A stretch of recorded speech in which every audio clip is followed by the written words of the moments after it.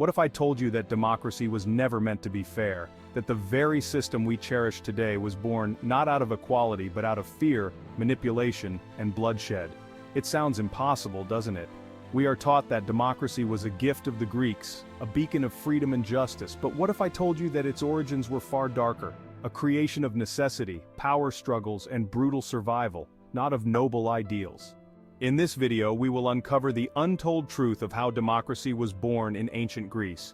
Not in peaceful discussions, but in the flames of tyranny, conspiracies and wars that nearly destroyed Athens itself. You will witness how the birth of democracy was not about granting power to the people but about preventing the rise of another ruthless dictator. And as we piece together this shocking history, one question will haunt you. Was democracy ever really about freedom, or was it just another form of control? But before we dive into this hidden history, let me tell you a story. A story of betrayal, murder, and a single act of defiance that changed the fate of an entire civilization. The year was 514 BCE. Athens was ruled by Hippias, a tyrant whose paranoia had turned the city into a prison. Dissenters were silenced, and power was absolute. But in the heart of Athens, two men, Harmodius and Aristogeiton, plotted something unthinkable. They weren't kings, they weren't warriors, they were lovers. But on one fateful day, they would ignite a fire that would set Athens on the path to democracy. It was the festival of the Panathenaia, an event where the entire city gathered in celebration. Under the cover of music and dance, Harmodius and Aristogeiton made their move. Their target? Hipparchus, the brother of the tyrant.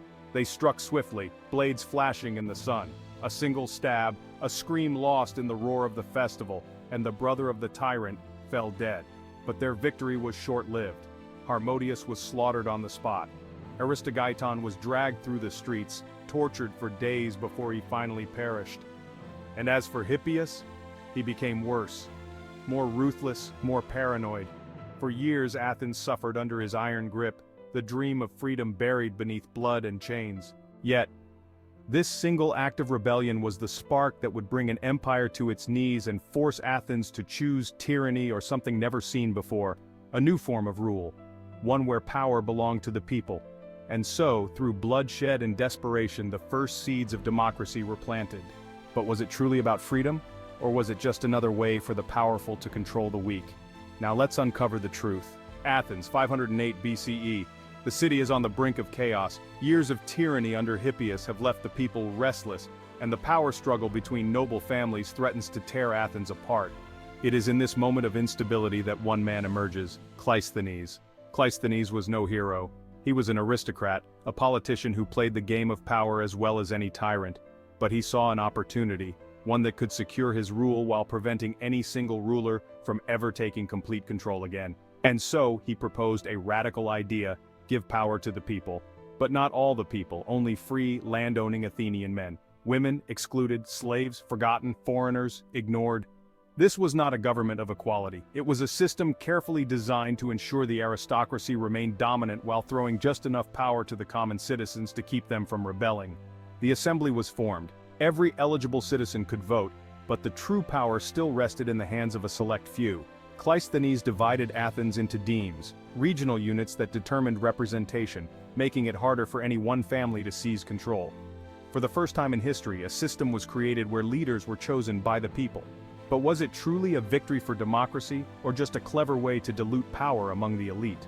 The Spartans, seeing Athens' experiment, tried to crush it before it could take root. They invaded, intent on restoring the old order. But the Athenians, now bound together under this fragile new system, resisted. In a shocking twist, it wasn't the aristocrats who saved Athens, it was the common citizens, the very people who had been given just enough power to fight for something they now believed in. The battle for democracy had begun, but was it destined to be a system of true freedom or just another means of control? Cleisthenes does the unthinkable. He dismantles the old power structures and introduces a radical new system, isonomia, meaning equal law. For the first time, Athenian citizens, well, some of them, will have a say in their government. But let's be clear, this was no democracy as we know it today.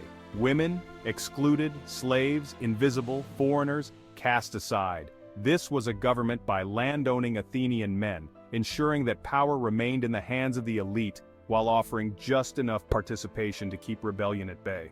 Cleisthenes restructures Athens into demes, local political units that break the hold of powerful families. He forms the ecclesia, an assembly where citizens could vote, and the boule, a council chosen by lottery. It was a system designed to limit corruption, but was it truly democratic?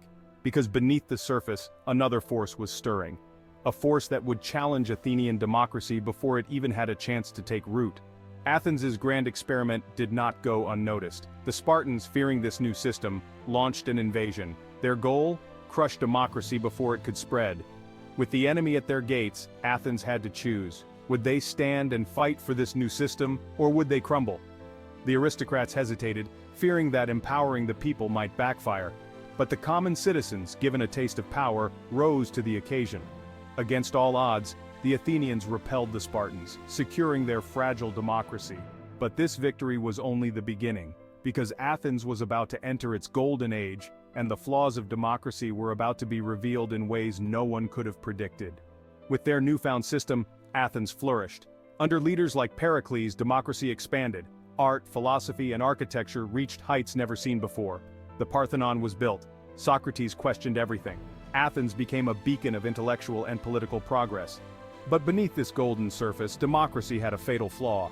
These were leaders who manipulated the people, exploiting their fears and emotions for personal gain. They spread lies, stirred hatred, and turned democracy into a weapon. The most infamous example?